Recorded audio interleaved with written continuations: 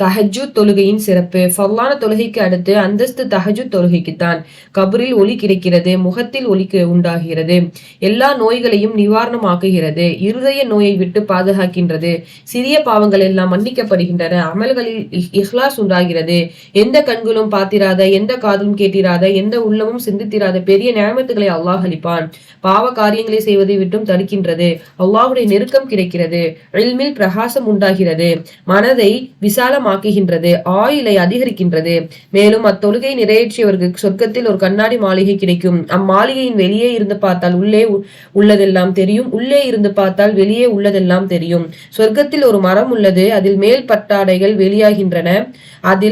அதன் அடியில் யாக்கூத் எனும் முத்துக்களால் அலங்கரிக்கப்பட்ட குதிரை இருக்கும். அந்த குதிரையில் தஹஜ்ஜுத் தொழுபவர்கள் தாம் நாடிய இடத்திற்கு எல்லாம் செல்லலாம்.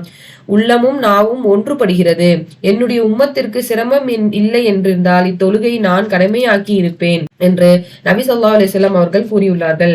தஹஜ்ஜுத் தொழுகையை நிறைவேற்றுதல், நோன்பு நோற்றல், அல்லாஹ்வின் பாதையில் ஜிஹாத் செய்தல், அதாவது தீனுடைய நோக்கத்திற்காக பாடுபடுதல், அல்லாஹ்வின் பாதையில் பொருட்களை செலவு செய்தல், மேற்கண்ட அமல்களை நிறைவேற்றியவர்களுக்கு அல்லாஹு தஆலா சொர்க்கத்தில் பறக்கும் குதிரையை அளிப்பான். எவர் ஒருவர் தஹஜ்ஜுத் தொழுகை நியமமாக தொடர்ந்து தொழுது வருவாரோ அவர் அல்லாஹுடைய நேசராக வழியாக மரணம் அடைவார். அல்லாஹுடைய நேசர்களுக்கு பயம் என்பது கிடையாது, மேலும் கவலைப்படவும் மாட்டார்கள் என்று அல்லாஹு தஆலா கூறுகிறான். தஹஜ்ஜுடைய நேரத்தில் துஆக்கள் ஏற்றுக்கொள்ளப்படுகின்றன. இத்தொழுகை குறைந்தது 2 ரக்காயத்துகள், அதிகபட்சம் 2 ரக்காயத்துகளாக எவ்வளவு தொழுது கொள்ளலாம். ஆனால் ஹனஃபி மதுஹபின் படி அதிகபட்சம் 12 ரக்காயத்துகள் என்று குறிப்பிடப்பட்டுள்ளது. இத்தொழுகையை நடுநிசியில் ஃபஜ்ருடைய வக்து 10 நிமிடங்களுக்கு முன்பு வரை தொழுது கொள்ளலாம்.